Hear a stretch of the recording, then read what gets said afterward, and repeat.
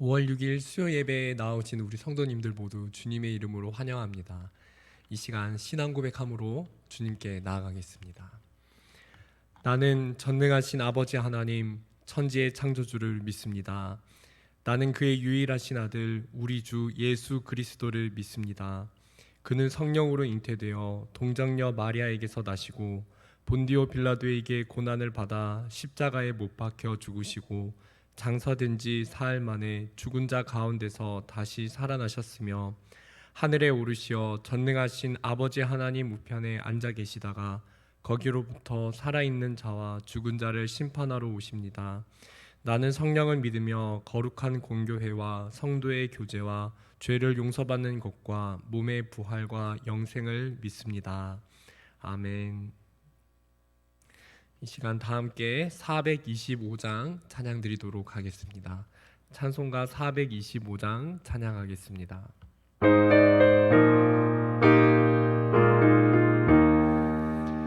주님의 뜻을 이루소서.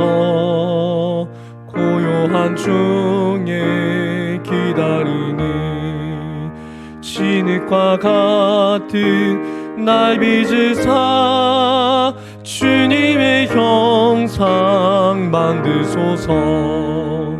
주님의 뜻을 이루소서.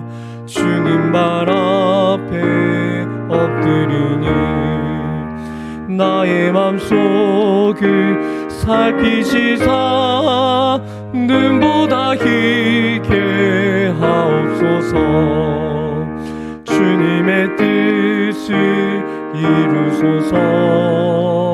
병들어 몸이 피곤할 때 권능의 손을 내게 펴사 강건케 하여 주옵소서.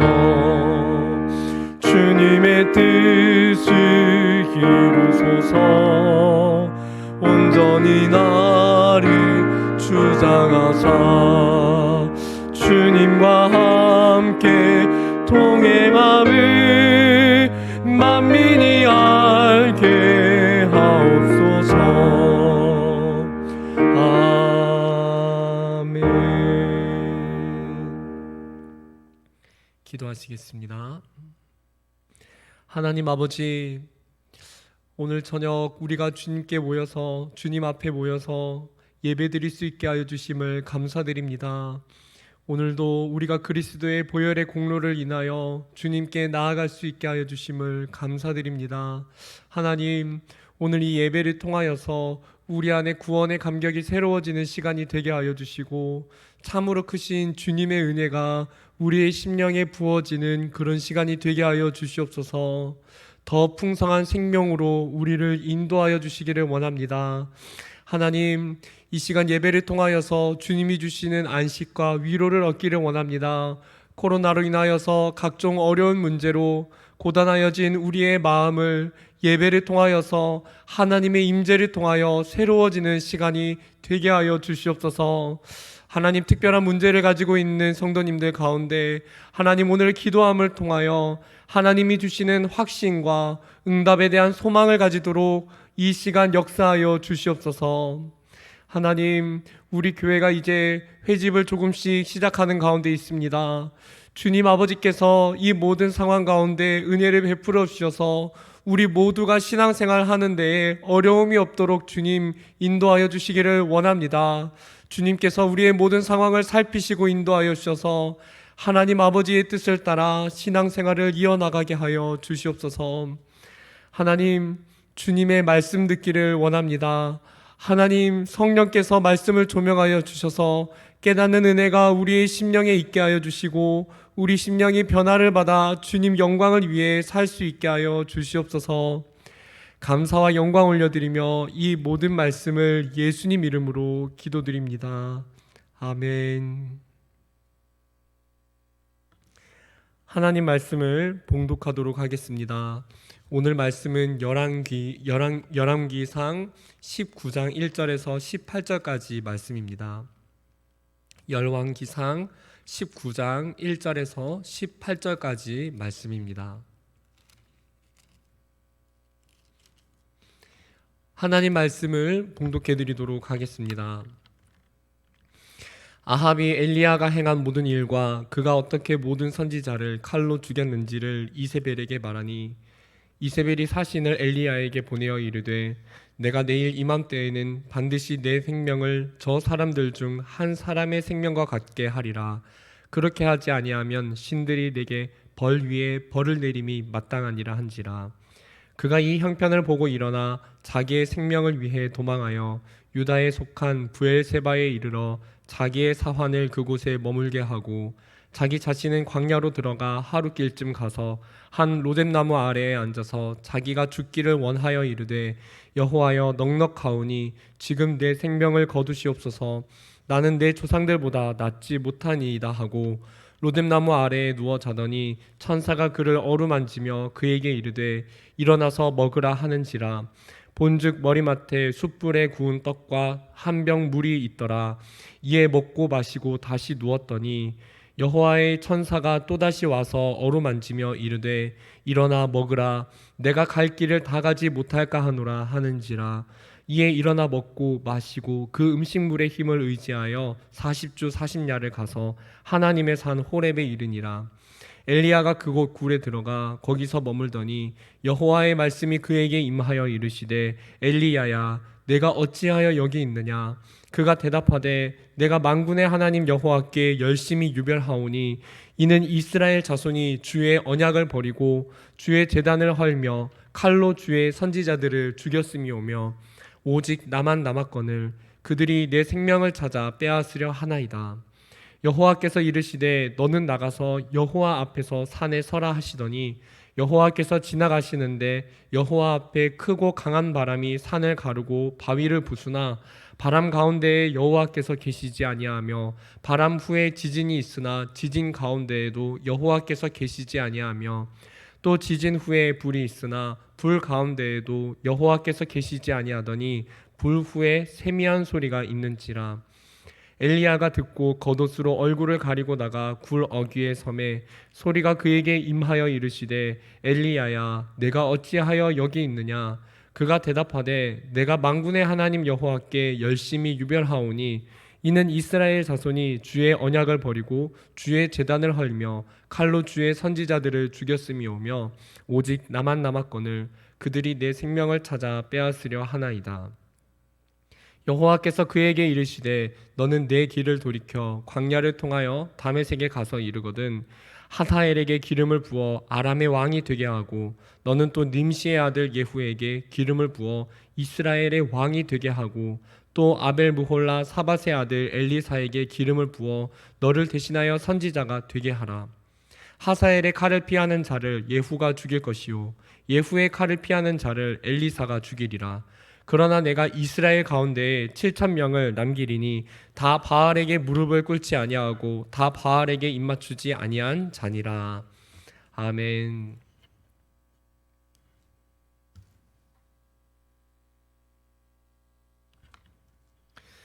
네, 제가 오늘 읽어드린 이 말씀은 작년 2019년 10월에 제가 똑같은 이 성경의 구절로 다른 내용을 전한 적이 있었는데요. 오늘은 말씀 속에서 나타나는 다른 부분에 대해서 같은 말씀이지만 이렇게 다르게 나타나는 부분에 대해서 그때 미처 전하지 못한 부분에 대해서 말씀을 증거하고자 합니다. 맹인으로 자라 연세대 교육학과를 졸업하고 미국에서 박사가 되어 한국 최초의 시각장애인 박사였던 고 강영우 박사를 아실 것입니다. 그는 그의 자서전 내 눈에는 희망만 보였다라는 책에서 어린 시절에 절망일 수밖에 없었지만 그 속에서 발견한 하나님의 계획에 대해서 말해줍니다. 그는 어린 시절 축구를 하다가 망막병리 증세가 오게 되어서 시력을 잃고 장애인으로 살아가게 됩니다. 그렇지만 그는 주님께서 나를 고쳐주시리라는 믿음이 생겨서 내 눈을 고쳐달라고 기도하기 시작하였습니다. 수소문을 하여서 치유가 일어나는 그런 목회자의 집회를 찾아가 빠지지 않고 꼬박꼬박 집회에 나가기도 하였습니다. 신앙에 저렇게 열심이라면은 주님이 보이지 않는 눈을 보이도록 고쳐 주셔야 하지 않았을까요? 그의 간절한 기대와는 달리 주님은 그의 눈을 고쳐 주시지 않았습니다.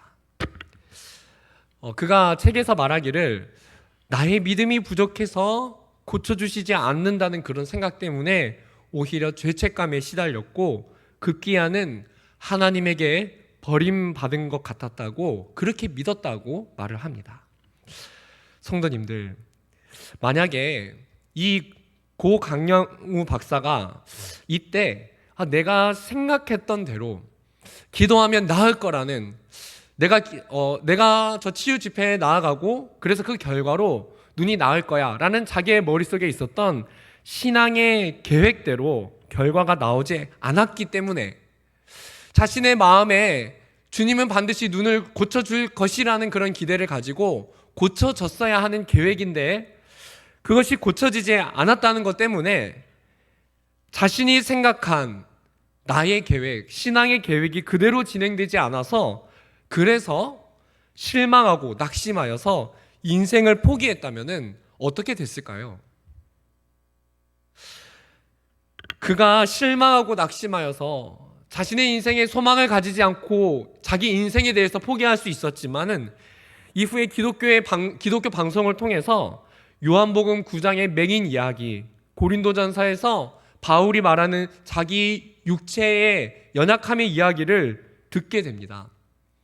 그 설교를 통해서 주님께서는 내 눈을 고쳐주실 수도 있지만 나에게 약함을 주시는 이유가 하나님께서 이루고자 하는 놀라운 계획이 있기 때문이라는 것을 깨닫게 되었습니다. 그 이후에 그는 자신이 생각한 대로, 자기가 생각한 대로 주님께서 눈을 고쳐주시지는 않았지만 주님께서 또 다른 계획을 가지고 있음을 믿고 소망을 가지고 살아가게 됩니다. 그가 어떻게 되었습니까? 많은 사람들의 편견에도 불구하고 연세대 교육과를 입학하고 결국에는 박사까지 가게 되지요. 이후에 세상의 많은 장애인들에게 도전을 주는 인물이 되었으며 장애인의 인권과 복지를 위해 일하는 영향력 있는 인물이 되었습니다. 눈을 고치시는 것이 하나님의 계획이 아니라 바로 이렇게 쓰임 받는 것이 하나님의 계획이었던 것이지요. 만일 그가 자기 머릿속에 가지고 그리고 있었던 그 신앙의 계획만 가지고 있었다면은 눈이 치유되지 않았을 때 그 자리에 주저앉아서 일어나지 못하는 인생이 되었을 것입니다. 그러나 성도님들 한번 보시길 바랍니다. 나의 계획이 아니라 하나님의 계획을 발견하게 되었을 때 그의 인생은 소망을 가지고 그 자리를 박차고 일어나게 되었고 주님의 뜻을 이루게 된 것입니다. 우리는 살아가는 동안 우리가 생각했던 대로 신앙의 결과가 나오지 않을 때에 실망하고 좌절하게 됩니다. 그 안에는 내가 생각한 나의 계획이 있었기 때문입니다. 그러나 우리는 우리의 계획, 나의 계획이 아니라 하나님의 계획이 무엇인지를 발견하게 될 때 그때 비로소 소망을 발견하고 걸어가게 되는 것입니다. 오늘 말씀 속에서는 나의 계획, 자신의 계획을 가지고 실망 속에 있었던 엘리야가 하나님의 계획을 발견하게 되어서 낙심의 자리를 박차고 일어나 다시 사명의 자리로 가는 것을 볼 수 있습니다. 오늘 말씀을 통해서 우리 신앙 속에서 나의 계획이 아닌 하나님의 계획이 무엇인지 함께 알아보면서, 그래서 나의 계획이 실행되지 않아서 실망하였던 분들이 있다면 하나님의 계획 속에서 새로운 소망으로 나아가게 되기를 바랍니다. 사랑하는 성도님들, 하나님의 계획을 이 시간 알고자 합니다. 나의 계획이 아닌 하나님의 계획은 무엇일까요? 첫 번째입니다. 함께 읽어보도록 하겠습니다. 시작. 끝이라고 생각해도 다음이 있는 것입니다. 우리는 끝이라고 생각하는 상황 속에 그것이 이제 정말 끝이라고 생각하지만 하나님의 계획은 끝이라고 보이는 상황 속에서 다음을 만들어가는 것이 하나님의 계획입니다. 3절과 4절 말씀을 함께 읽어보도록 하겠습니다. 3절부터 5절까지 말씀을 읽어보도록 하겠습니다. 3절부터 5절. 그가 이 형편을 보고 일어나 자기의 생명을 위해 도망하여 유다에 속한 브엘세바에 이르러 자기의 사환을 그곳에 머물게 하고 4절. 자기 자신은 광야로 들어가 하룻길쯤 가서 한 로뎀나무 아래에 앉아서 자기가 죽기를 원하여 이르되 여호와여 넉넉하오니 지금 내 생명을 거두시옵소서. 나는 내 조상들보다 낫지 못하니이다 하고 로뎀나무 아래에 누워 자더니 천사가 그를 어루만지며 그에게 이르되 일어나서 먹으라 하는지라. 오늘 말씀에 앞서 오늘 엘리야가 이런 모습이기 전에요, 엘리야는 위대한 사역을 했습니다. 제단에 물을 붓고서도 하늘에서 불이 내려와 제단을 불태우는 그런 이적을 보여주었습니다. 또 그가 3년 6개월 동안, 그가 기도했을 때 3년 6개월 동안 오지 않던 비가 다시 내리기 시작했습니다. 그는 실로 이 땅에서 일으키기 어려운 기적을 사람들에게 보인 위대한 선지자였습니다. 그러나 그가 이런 놀라운 기적을 행했음에도 불구하고 이스라엘 사람들이, 이스라엘 백성이 주님 앞에 회개하고 이스라엘 나라가 신앙 안에서 회복이 되었다는 그런 내용은 나오지가 않습니다. 그러기는커녕 왕비였던 이세벨이 엘리야를 죽이려고 합니다. 오늘 말씀 3절을 보면은 성경에서 말하기를 그가 이 형편을 보고 도망을 갔다고 말을 합니다. 이 형편을 보고 도망을 가서 아주 낙심한 모습을 보입니다. 엘리야가 왜 이렇게 낙심한 모습을 보입니까? 왜 이렇게 도망을 갑니까? 이 형편을 보았기 때문인데요. 이 형편을 보고 낙심했다는 것이 무엇입니까? 왜 낙심을 했습니까? 이 형편을 보니까, 지금 이 일어나는 상황을 보니까 내가 기대했던 상황이 아니라는 것입니다. 아주 놀라운 기적을 일으켰다면 어떤 결과물이 이제 나타나야 합니다. 그러나 엘리야가 자신이 생각한 결과가, 자기가 생각한 계획대로 그 결과가 나오지 않았다는 것입니다. 엘리야는 자기가 하나님의 말씀대로 기적을 행하면은 사람들이 주님께 회개하고 돌아와서 이스라엘 민족이 변화되는 역사를 기대했던 것입니다. 그러나 그런 일은 일어나지 않았습니다. 사랑하는 성도님들, 이스라엘 백성들이 회개하고 주님께 돌아오는 역사가 일어나지 않았기 때문에 엘리야가 실패한 것일까요? 엘리야는 선지자이지 않습니까? 선지자의 역할에 있어서 그가 직무를 다 했는데 백성이 돌아오지 않았다면 엘리야는 실패한 사명, 실패한 인생을 살고 있는 것일까요? 그의 신앙이 실패한 것일까요? 이어서 물어보겠습니다. 우리 성도님들, 내가 신앙생활을 하는 동안 하나님의 뜻을 최선을 다해 따르고 하나님의 말씀에 순종하여서 내가 사명에 최선을 다했는데 그 상황이 좋지 않다면은 내가 실패한 것일까요? 내가 신앙에 있어서 실패하고 잘못된 길을 간 것일까요? 우리는 여기서 중요한 점을 생각해 볼 수가 있습니다. 하나님의 계획과 엘리야가 생각한 자신의 계획이 달랐다는 것입니다. 한번 생각해 보기를 바랍니다. 성경을 읽어볼 때 열왕기상에서 언제 하나님께서 이스라엘 백성이 모두 다 회개하고 돌아오는 역사가 일어날 것이다 라고 언제 그렇게 말씀하셨습니까? 하나님은 그렇게 말씀하신 적이 없습니다.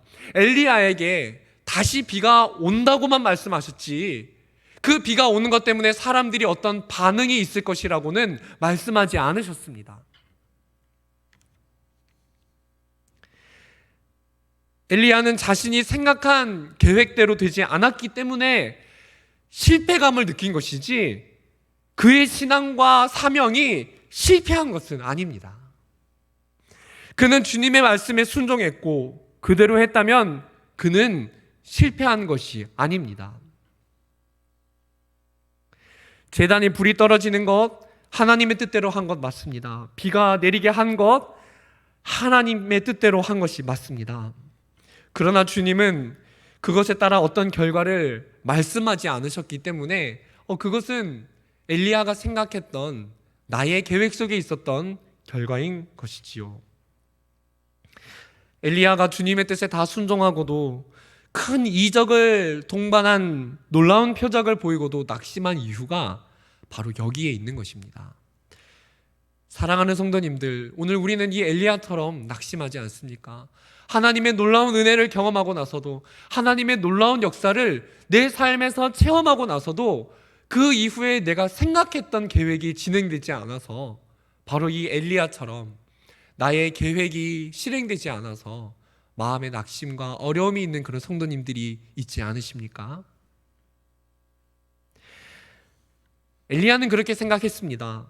엘리야가 생각한 사역의 결과와 주님이 계획하신 그 사역의 결과가 달랐기 때문에, 그래서 자기의 계획이 시행되지 않는 것을 보면서 이제 끝이라고 생각했습니다. 그리고 어떻게 했습니까? 생각하기를 내가 부족해서 그렇다. 내 신앙이 다른 조상들보다 더 낫지 못해서 그런 거야 라고 생각하면서 누워서 잠을 잡니다. 이제 다 끝났다고 생각했기 때문입니다. 더 이상 힘을 내어서 목표를 가지고 무엇을 하기가 싫었던 것이지요. 사랑하는 성도님들, 우리도 그럴 때가 있지 않습니까? 그런 일들이 있진 않았습니까? 내가 신앙생활을 정말 열심히 했는데, 봉사를 정말 열심히 했는데, 이것이 내 사명이라고 최선을 다했는데 내가 생각했던 결과가 나오지 않았을 때, 그런 결과가 나오지 않을 때 더 이상 안 된다, 끝이다 생각하진 않았습니까? 그러한 실패감을 보면서 내가 부족해서 그런가 보다, 엘리야처럼 내 신앙이 교회 안에 저 권사님보다 못해서, 교회 안에 저 집사님보다 내 신앙이 못하기 때문에 내가 더 좋은 결과를 맞이하지 못한 거 아닌가, 다른 사람과 비교하면서 하나님은 나에게 일하시지 않는 것이 분명해 라고 생각하면서 혹시 낙심하지는 않으셨습니까? 성도님들, 우리가 그럴 때 마치 우리 모습은 엘리야처럼 모든 것을 포기하고 그래 누워서 잠이나 자자 이렇게 낙심하면서 잠들어 버리곤 하지 않습니까? 그렇습니다. 성도님들, 우리가 그렇습니다. 우리는 엘리야와 같은 성정을 가지고 있기 때문에 엘리야처럼 이같이 때로는 나 자신에게 실망하고 끝이라고 생각하면서 자리에 누워서 잠을 청하는 그런 우리의 모습이 있다는 것입니다. 함께 예배드리는 우리 성도님들, 주님께서 이제 말씀하십니다. 누구누구야, 이제 침대에서 너가 일어날 때가 되지 않았니? 너가 이제 그 낙심의 자리에서 일어나도 되지 않겠니? 나는 너를 기다렸단다. 이제 내 앞으로 나아오렴. 힘을 내서 너가 주저앉은 그 실망의 자리에서 나에게 나아오렴. 이렇게 말씀하고 계십니다. 오늘 말씀을 보시면은 하나님은 엘리야가 포기하고 실망하여 주저앉아 있을 때에 그래도 주님이 그를 포기하지 않으셨습니다. 주님은 엘리야를 기다려 주시지 않습니까? 여러 차례 기다려 주신 것입니다. 로뎀나무 아래에서 죽겠다며 무기력하게 계속 자려고 하는 이 엘리야를 끝까지 기다려 주셨습니다. 그리고 그를 격려하시고 일어나 다시 기도해야지 하시면서 그를 기도의 자리로 이끌어 주셨습니다. 그리고 주님의 계획이 무엇이었는지, 그 다음 계획이 무엇이었는지를 알게 하셨지요. 엘리야는 실패한 것이 아니었습니다. 사랑하는 성도님들, 오늘 엘리야와 같은 이런 심정이 느껴지시는 분들이 있으십니까? 오늘 우리 안에 내주하시는 성령님께서 오늘 이 말씀의 자리를 통해서 다시 한번 우리를 격려하시면서 일어나라, 기도의 자리로 나아가야지, 다시 우리의 어깨를 두드리시며 우리를 인도하고 계십니다. 성도님들, 이제 주저앉은 자리에서 일어나셔서 주님 앞에 기도의 자리로, 말씀의 자리로 나아가서 내가 끝이라고 생각했던 나의 계획 속에 하나님의 계획을 발견케 되시기를 주님 이름으로 축원드립니다. 다음으로 두 번째입니다. 나의 계획이 아닌 하나님의 계획이 무엇입니까? 우리 두 번째로 함께 읽어보겠습니다. 시작. 동굴에 머무르지 않고 세상으로 나아가는 것입니다. 13절부터 15절까지 말씀을 우리 한 목소리로 읽어보겠습니다. 13절. 엘리야가 듣고 겉옷으로 얼굴을 가리고 나가 굴 어귀에 섬에 소리가 그에게 임하여 이르시되 엘리야야 내가 어찌하여 여기 있느냐. 그가 대답하되 내가 만군의 하나님 여호와께 열심히 유별하오니 이는 이스라엘 자손이 주의 언약을 버리고 주의 제단을 헐며 칼로 주의 선지자들을 죽였음이오며 오직 나만 남았거늘 그들이 내 생명을 찾아 빼앗으려 하나이다. 여호와께서 그에게 이르시되 너는 내 길을 돌이켜 광야를 통하여 다메섹에 가서 이르거든 하사엘에게 기름을 부어 아람의 왕이 되게 하고. 성도님들, 엘리야가 광야를 지나서요 호렙산에 와서 주님을 만났습니다. 그런데 주님이 엘리야에게 물어보십니다. 왜 여기 있니? 라고 말씀하십니다. 너가 어찌하여 여기 있느냐? 13절의 뒷부분을 보시면은 엘리야야 내가 어찌하여 여기에 있느냐? 라고 하십니다. 이 말씀은 주님을 만나러 나오는 자리가 잘못됐다는 그런 의미가 아닙니다. 주님을 만나기 위해서 이 자리에 나오지 않았어야 한다는 그런 의미가 아닙니다. 이 질문은 엘리야가 원했던 결과가 나오지 않아서 그래서 현실과 상황을 회피하고 싶었던 그의 심정에 대해서 도피하고 도망하고 싶었던 그의 마음의 심정에 대해서 물어보시는 것입니다. 그러니까 너 왜 사명의 자리를 떠나서 있니? 왜 사명의 자리로 돌아가지 않고 사명의 자리를 떠나서 여기 머물러 있으려고만 하는 거니? 라고 물으시는 것입니다. 그러자 엘리야가 생각한 그 이유를 말합니다. 14절 마지막 부분을 보시면은 오직 나만 남았거늘 그들이 내 생명을 찾아서 빼앗으려 하나이다 라고 말을 합니다. 이제 모든 것이 끝났습니다. 주님, 내 생명마저 빼앗길 것이니까 더 이상 내가 사명의 자리로 나아가야 할 이유가 없다는 것입니다. 이스라엘 백성들은 변하지도 않고 더 이상은 내가 할 수 있는 것이 없다는 것이지요. 엘리야는 모든 것이 끝이라고 생각하고 동굴에 머물러 있기를 원했습니다. 그러나 하나님께서는 그가 동굴에 머물러 있기를 원치 않으셨습니다. 주님께서는 그를 회복시키시며 돌이켜 가라고 말씀하십니다. 15절을 보시면은 이렇게 말을 합니다. 여호와께서 그에게 이르시되 너는 내 길을 돌이켜 너의 길을 돌이켜 다시 사명의 자리로 가라고 말씀하십니다. 주님께서는 그에게 이제 다시 돌이켜 사명의 자리로 가라고 말씀하십니다. 그리고 그에게 새로운 사명을 부여하고 약속을 주고 계십니다. 우리는 우리가 생각하지 못한 결과를 얻게 될 때, 낙심하여 지칠 때 다시 주님 앞에 나아가게 됩니다. 그런데 중요한 것은 우리가 주님 앞에 머물러 있을 때에도 사명의 자리를 회복하지 못하고 그래서 주님을 만나는 그런 자리에 머물러 있을 때 우리는 생각을 하게 된다는 것입니다. 우리는 스스로 이 상황은 더 좋아지지 않을 거야 라고 생각하면서 사명의 자리로 다시 가기를 두려워하면서 그저 그 자리에 머물러 있게 된다는 것입니다.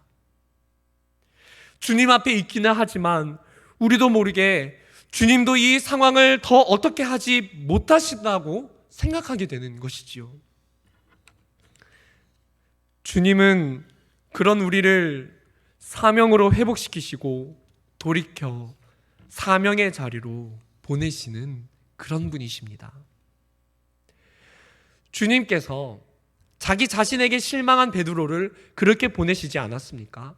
자신의 신앙에 실망하여 주저앉은 베드로에게 다시 만나주시고 그것이 끝이 아니었습니다. 그를 만나 주시는 것은 그를 다시 한번 사명의 자리로 보내시기 위함이었습니다. 그를 파송하시지요. 주님은 엘리야가 단지 자기 자신에게 실망하여서 주님 앞에 머무르면서 그 자리에만 있기를 원치 않으셨습니다. 주님은 엘리야에게 다시 힘을 주시고 사명을 가지고 돌이켜 사명의 자리로 나아가기를 원하셨습니다. 이처럼 하나님은 오늘 우리가 나 자신에게 실망하여서, 나 자신에게 낙심하여서 우리가 더 이상 인생에 있어서 하나님이 원하시는 사명을 감당하지 못하는 그 시간 속에서 우리의 손을 잡아 일으키시고 다시 한번 힘을 주셔서 내가 도저히 감당할 수 없었을 것 같은 그 사명의 자리로 우리의 걸음을 보내신다는 것입니다. 사랑하는 성도님들, 주님은 우리를 회복시키시는 하나님이시되 우리의 사명까지 회복시키시는 그런 하나님이십니다. 주님 앞에 머물러 영혼이 회복된 후에 다시 돌이켜 사명의 자리를 회복하게 되시는 그런 성도님들이 되시기를 바랍니다. 내가 십자가를 지고 가던 그 사명의 자리로 다시 한번 나아가시기를 원하십니다. 주님이 그것을 원하시고 그것이 가능하게 하실 것입니다.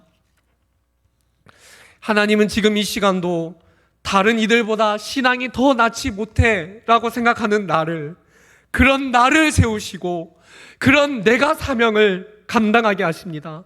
나를 통해서 다시 주님의 일을 이루시기를 원하십니다. 그러므로 성도님들, 나 자신의 신앙이 약하다, 남들보다 못하다 생각하여 실망한 분들이 있으시다면 다시 일어나시기 바랍니다.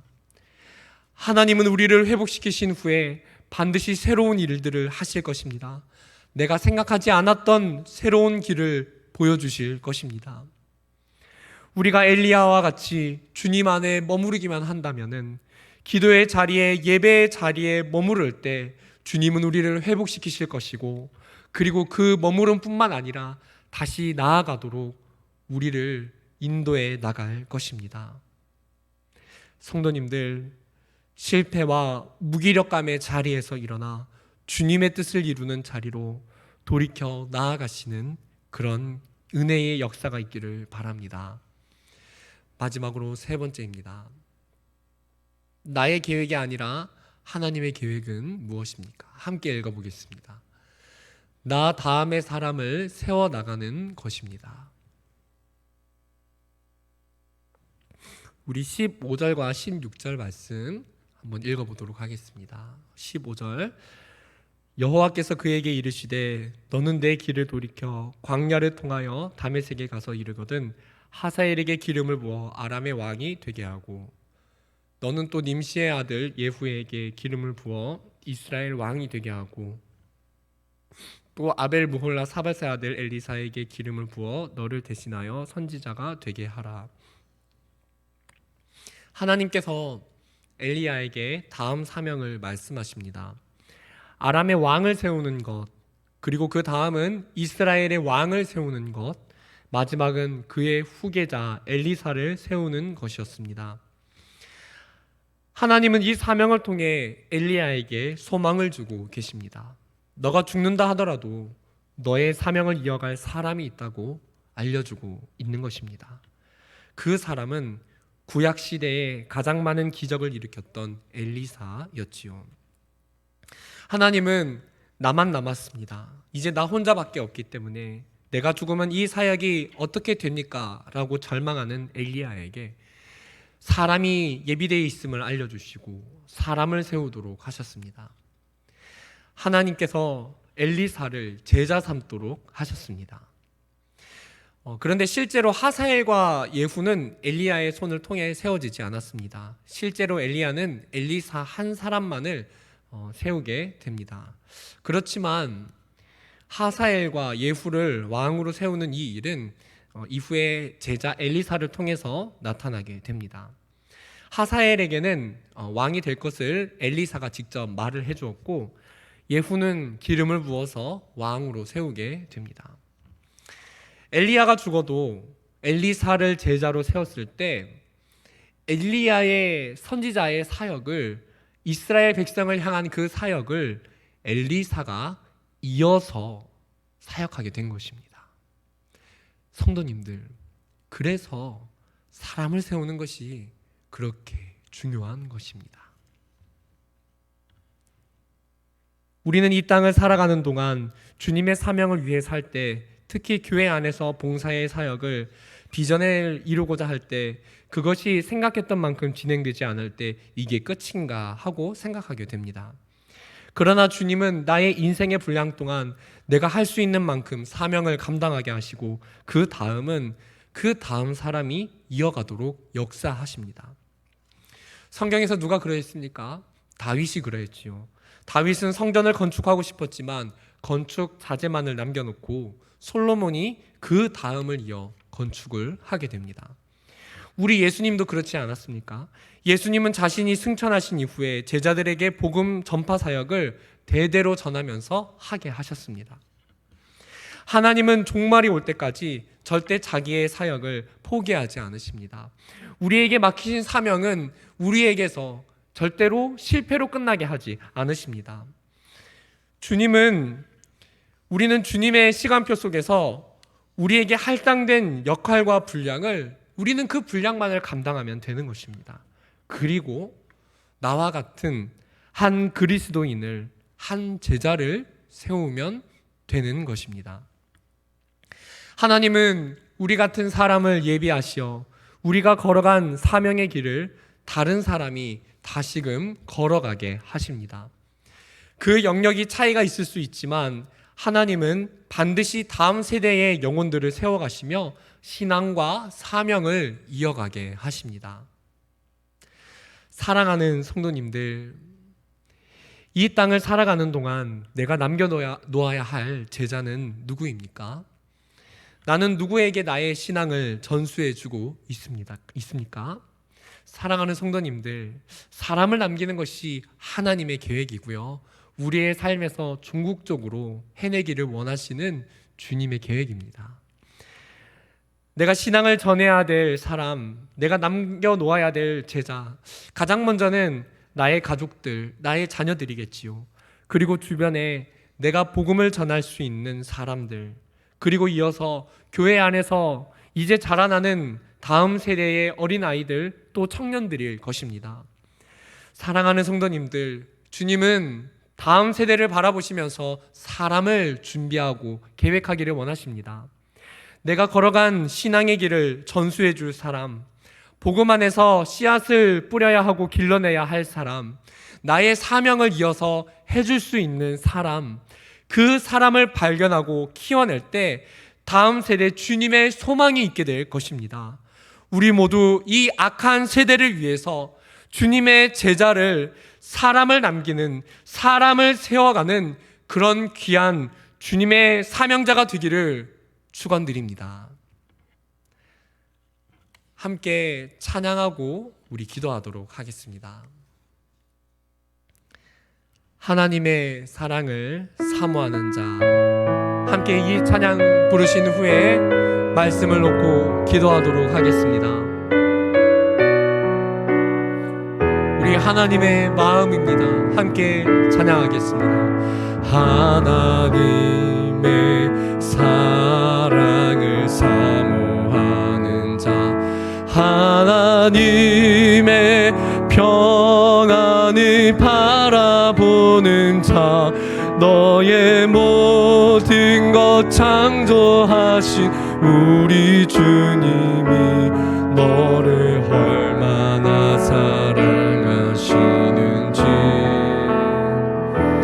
하나님께 찬양과 경배하는 자, 하나님의 선하심을 닮아가는 자, 너의 모든 것 창조하신 우리 주님이 너를 자녀 삼으셨네. 하나님 사랑 눈으로 너를 어느 때나 바라보시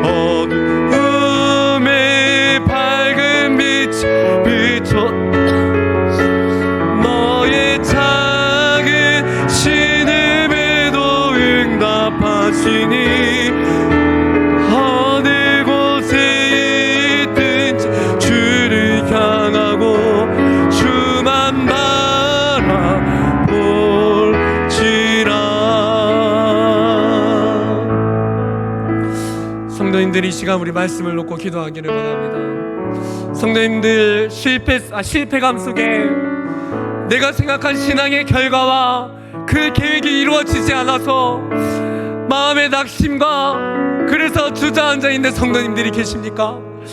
이 시간 함께 기도하기를 원합니다. 주님은 우리를 기다리셨고 이 시간을 통해 다시 한번 주님께 나오기를 원하십니다. 이 시간 함께 주님의 은혜를 받기를 원합니다. 우리가 기도할 때 주님의 은혜를 내려주실 것입니다. 주님 아버지, 내가 살게 하여 주시옵소서. 주님을 만나기를 원합니다. 주님의 은혜가 내 안에 다시금 풍성하게 하여 주시옵소서. 사명을 감당하는 그리스도인이 되게 하여 주시옵소서. 이 시간 주님이 나를 회복시켜 주시길 기대하며 우리 주님 이름을 부르면서 기도하며 나아가도록 하시겠습니다. 함께 기도하시겠습니다. 주여,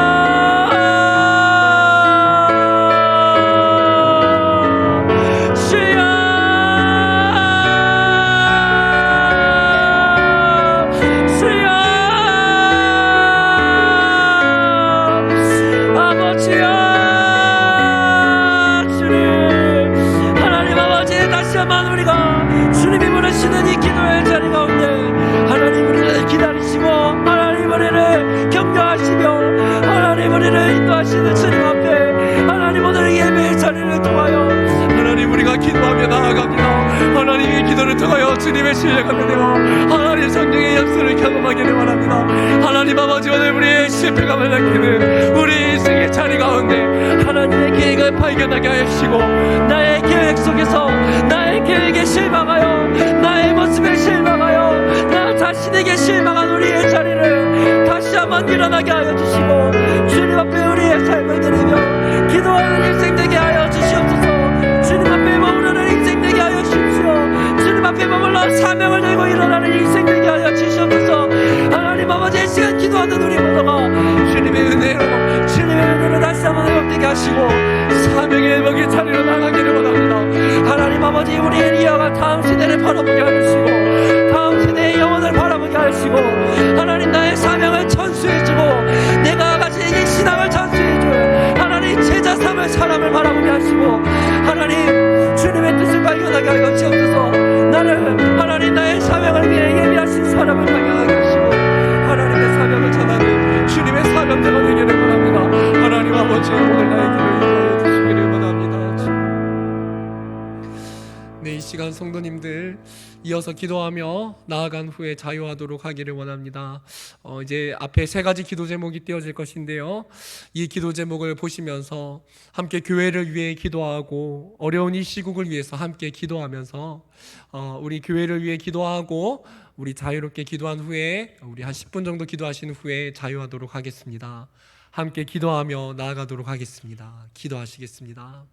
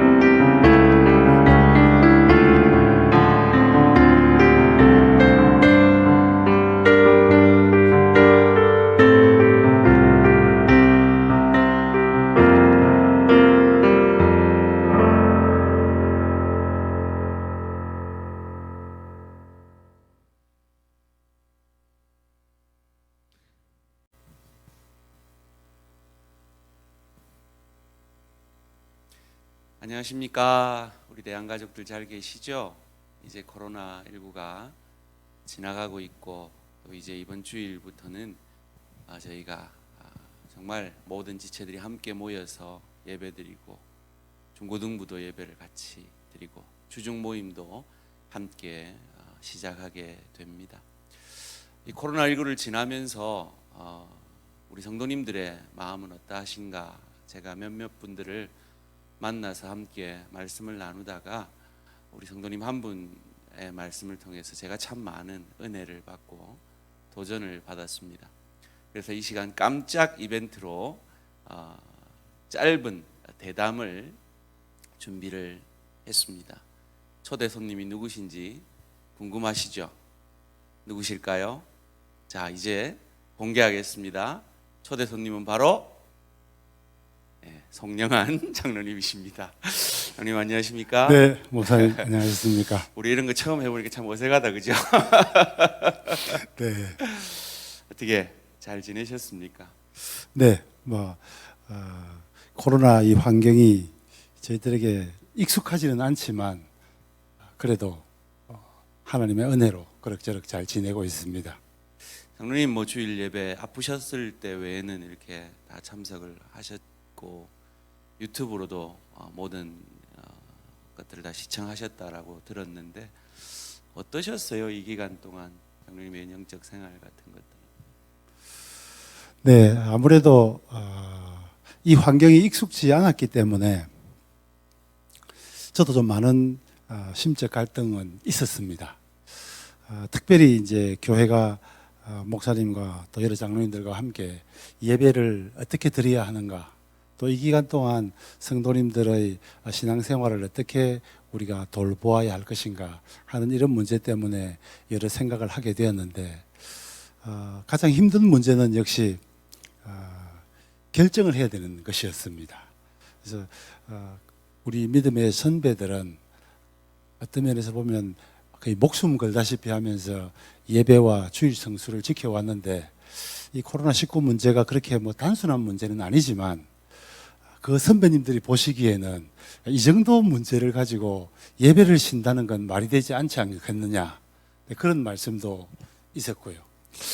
또 한편으로는 우리 예수를 믿는 그리스도인들도 이 사회의 구성원으로서 사회의 안전과 보건에 특별히 신경을 써야 하고 또 그분들을 배려하는 측면에서 이 공적으로 모이는 예배를 과감히 중지하고 가정 예배 혹은 유튜브를 통한 온라인 예배를 드려야 한다는 이런 것들의 의견이 아주 좀 팽팽하게 맞서는 걸 볼 수 있었습니다. 그래서 우리 장로님들과 또 목사님 함께 이런 문제를 고민하면서 우리 성도님들에게 어떻게 최적의 환경을 또 우리가 제시해야 하는가, 그리고 또 저 자신도 어떻게 믿음을 지키면서 이 난국을 지나가야 할까 하는 점이 저도 동일한 고민이었습니다. 어떻게 좀 깨달음이 좀 있으셨어요? 어떠셨어요? 네, 많은 분들이 잘 지적하고 또 얘기를 하신 것처럼 우리가 그간 드렸던 이 공적 예배, 이 중요성은 새삼 강조할 필요는 없다고 생각을 합니다. 예배 가운데 부어주시는 하나님의 은혜, 그리고 성령의 임재를 통해서 우리가 다시 또 이 세상 가운데 나가서 어떻게 그리스도인으로 살아야 할 것인가, 예배 가운데 부어주시는 특별한 은혜에 대한 깊은 감격을 잊고 있었던 부분에 대한 반성도 있었고요. 또한 이런 환경 가운데에서도 예배를 드릴 수 없는 분들이 이 유튜브나 온라인을 통해서 또 함께 영적 교제를 할 수 있었다는 것은 굉장히 유익한 점이었다고 생각합니다. 그래서 앞으로 우리가 예배를 드리는 방법에 있어서 또 영적 교제를 나누는 이런 방법에 있어서도 다양한 의견들을 수렴하고 또 교회는 여기에 대한 여러 가지 제안들을 할 수 있어야 하지 않을까 하는 생각을 하게 되었습니다. 어떠셨어요? 온라인으로만 이렇게 새벽 수요 금요 기도회를 이렇게 드리실 때 마음이 어떠셨어요? 그리고 좀 장로님 가정에서 이렇게 드릴 때 어떤 반응이나 생각들, 혹은 그 가운데 혹시 드신 깨달음 같은 건 있으신지?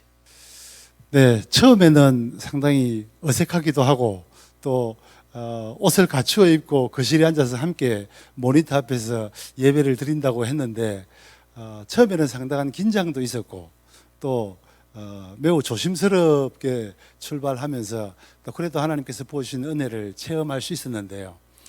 조금 시간이 지나면서 흐트러지는 모습이 있다는 것을 스스로 또 발견할 수 있었고 이런 것들을 통해서 평소 우리가 하나님 앞에 예배를 드리는 자세에 대해서도 좀 반성하게 되는 계기가 되었습니다.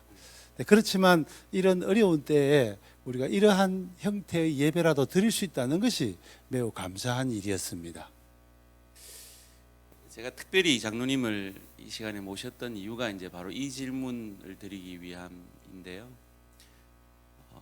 장로님 이 기간 안에 뭐 이렇게 가정에서 뭐 주님의 음성을 들으셨다고 뭐 그런 얘기를 저와 개인적인 간증 가운데 하셔서 저도 참 도전이 되고 참 생각지 못한 하나님의 은혜다 하는 생각이 들어서 나눠주실 수 있으실지요? 네, 목사님께서 뭐 주님의 음성 이렇게 좀 크게 말씀하신 것 같은데 늘 사실 우리는 말씀을 듣거나 또 기도하거나 성도 간의 교제를 통해서 하나님의 음성을 늘 우리는 듣는 편에 속합니다. 그런데 이번 코로나 기간 중에 목사님께서 말씀하신 것처럼 식사하는 중에 하나님께서 갑자기 제게 좀 질문하는 시간이 있었더랬습니다. 부활절 예배 이후에 목사님께서 우리 베드로 수석 제자를 찾아오셔서 생선과 또 떡을 구워서 식사를 이렇게 드리면서 함께 말씀하셨던 그 부분이 저도 사실 좀 생각나는 부분이었는데요. 가족끼리 함께 식사하는 중에 주님께서 제게 불현듯 이렇게 말씀을 하시는 것이었습니다. 너 신앙생활 하면서 너 마음에 좀 들지 않고 또 서로 생각이 다른 사람들 그렇게 좋아하지 않은 적이 있었지? 이렇게 말씀하시길래 제가 예라고 대답할 수밖에 없었습니다. 그리고 또 주님은 너에 대해서 그렇게 이유 없이 뭐 좋지 않은 말을 한다거나 너에 대해서 험담하는 그런 사람들 너 그렇게 좋아하지 않은 적이 있었지? 예, 그렇습니다. 그렇게 말씀드릴 수밖에 없었습니다. 근데 주님이 또다시 물으시는 것은 그래, 이 코로나 기간 동안 예배도 드리지 않고 또 교회도 모이지 않게 되는 이 상황 가운데서 내가 그렇게 보고 싶어 하지 않았던 사람들 또 내가 그렇게 좋아하지 않았던 사람들 보지 않으니까 좋으냐? 이 말씀 앞에 사실 제가 아무 말씀을 드릴 수가 없었던 그런 시간이 있었습니다. 좋으냐? 뭐라고 이 답을 하시고 싶으셨어요? 사실 이제 주님께서 그 말씀에 있어서 목사님이 말씀하신 것처럼 답을 요구하시지 않는다는 것을 순간적으로 생각하게 되었습니다. 그 답보다 제가 주님께서 하시는 이 말씀의 뜻이 무엇인지를 좀 깨달았으면 좋겠다 하는 주님의 마음을 제가 느낄 수 있었습니다. 그래서 주님 정말 잘 못했습니다.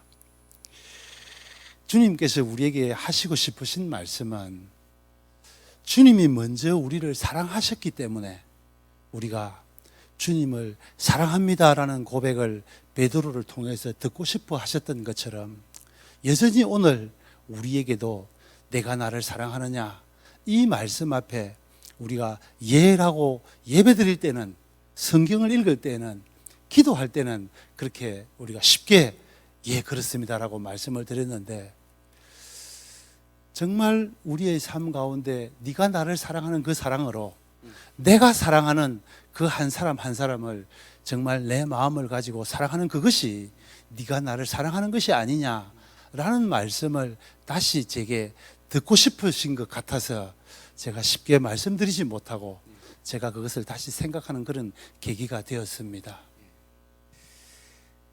참 귀한 고백이고 참 감사한 고백이고 또한 제게도 참 도전이 되어지는 고백이고 또 이 고백을 제가 굳이 이런 특별한 시간을 가지면서 우리 성도님들과 함께 나누고 싶었던 이유도 우리 장로님의 그 고백이 또한 우리 모든 지체들의 고백이 되어졌으면 하는 마음이 있었기 때문입니다.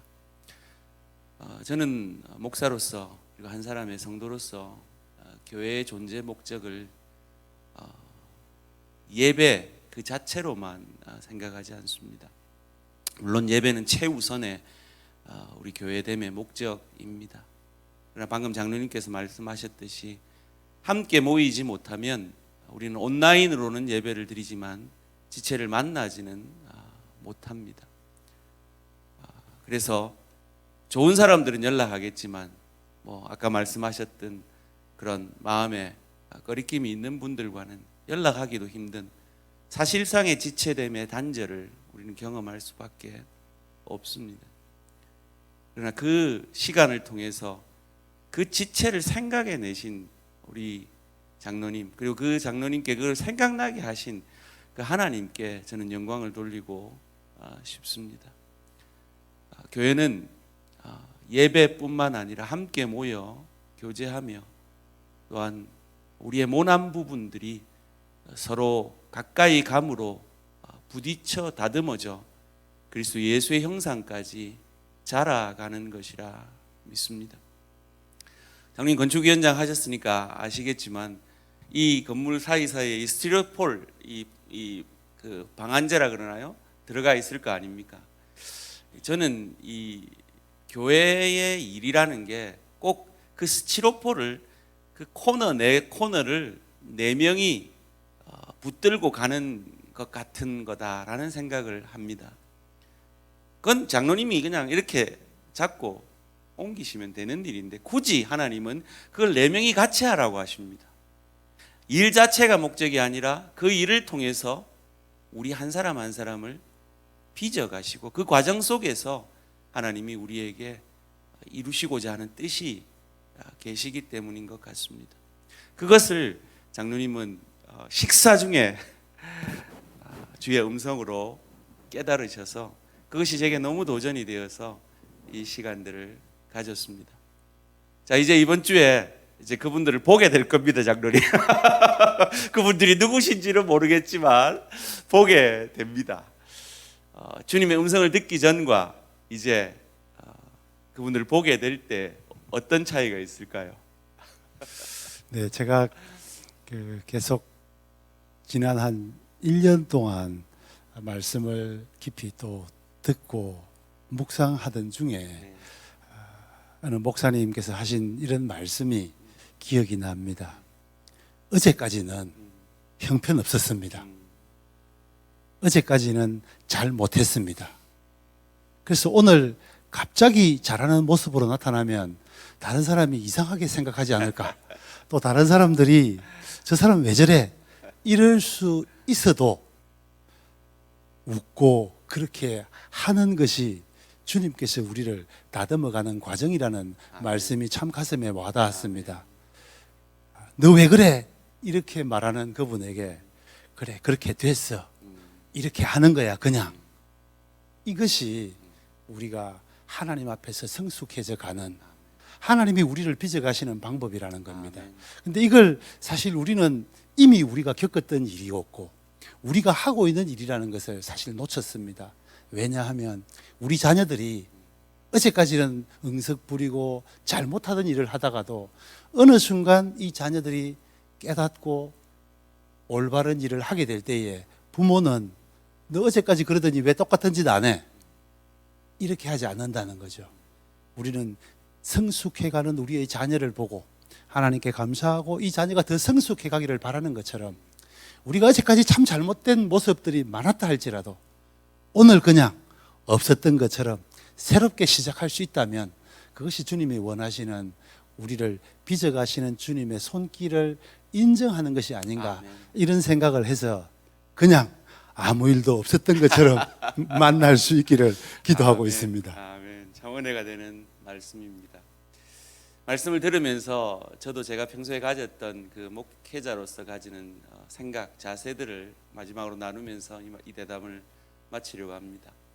저는 이 강단에 서면 선지자의 심정으로 하나님의 말씀만을 대언하려고 노력합니다. 이 강단을 내려오면 저는 제사장의 심정이 되려고 노력합니다. 왜냐하면 저도 그 심정이 아니면 이 강단에 설 수 없는 부족한 죄인이기 때문입니다. 그런데 하나님은 일하시더라고요. 하나님은 그 시간 속에서 그 하나님의 열심으로 우리가 저 사람 변하겠나, 저 사람이 이런 생각하겠나, 저 사람이 이런 깨달음이 있겠나, 이런 속에서 하나님은 일하시더라고요. 그 하나님의 일하심을 믿는다면 방금 우리 장로님 말씀하신 대로 허허 어쩌다 보니 그렇게 됐습니다 라고 여유 있게 서로를 용납해주고 받아줄 수 있는 우리 대한가족들 되어져 갔으면 좋겠습니다. 참 쉽지 않은 말씀입니다만은 귀한 말씀 나눠주셔서 감사하고요. 마지막으로 하실 말씀 있으면 날마다 오는 기회가 아니니까 한번 해주십시오. 네, 우리 모든 성도님들도 이 코로나19 기간을 지나는 것이 쉽지 않으실 테지만 저는 이제 우리 교회의 장로로서 우리 목사님께 좀 안타까운 마음을 가지게 되는 것은 목사님께서도 꿈을 가지고 또 하나님께서 주신 비전을 따라서 우리 대한교회의 후임 담임 목사님으로 오셨는데 오셔서 큰 꿈을 펼쳐나갈 이 즈음에 이 코로나라고 하는 이런 특수한 상황을 만나서 목회를 계획하고 진행해 나가는데 많은 어려움이 있으실 것 같습니다. 그런데 하나님께서 이 코로나의 기간은 아까 제가 고백한 바와 같이 여전히 우리를 고치시고 계시는 중이고 우리를 치료하는 중이시라는 것을 믿기에 목사님께서 우리 교회를 향한 무엇보다도 우리 성도님 한 분 한 분을 향한 뜨거운 사랑이 기도로 말씀으로 또 함께 섬김으로 나타나고 있다고 생각합니다. 그 사랑이 우리 성도님들의 가슴에 그리고 우리 성도님들의 삶 한 부분에 나타날 때에 성령께서 역사하심으로 코로나와 관계없이 하나님이 우리를 사랑하시는 그 은혜와 사랑이 목사님을 통해서 우리 교회 가운데 우리 성도님들 가운데에 분명히 나타날 것이라고 생각합니다. 비록 우리가 그 프로그램들을 계획대로 진행해 내지 못하고 또 우리가 하나님의 은혜와 사랑을 나누는 그런 방편들이 미루어져 있다 할지라도 하나님께서는 이런 환경 가운데서도 크고 넓고 깊게 우리 목사님이 자주 강조하시는 것처럼 그렇게 일하실 수 있는 분이시다 생각합니다. 그래서 우리 목사님과 우리 성도님들이 더 큰 하나님의 은혜와 사랑을 깊이 체험하고 또 우리 교회가 새롭게 영적으로 성장하는 그런 귀한 기회가 되었으면 좋겠다 하는 간절한 바람을 가지고 있습니다. 아멘. 감사합니다. 대한가족 어떠셨어요? 이런 코로나19 이제 방송 설교를 마무리하면서 특별한 시간을 가졌습니다. 이제 주일날은 다 뵐 수 있겠죠? 네. 긴 시간 들어주셔서 감사하고요. 복된 밤 되십시오. 감사합니다. 장님도 인사하시죠. 네, 감사합니다. 평안하게 지내시고 주일날 뵙겠습니다. 뵙겠습니다. 보고 싶습니다.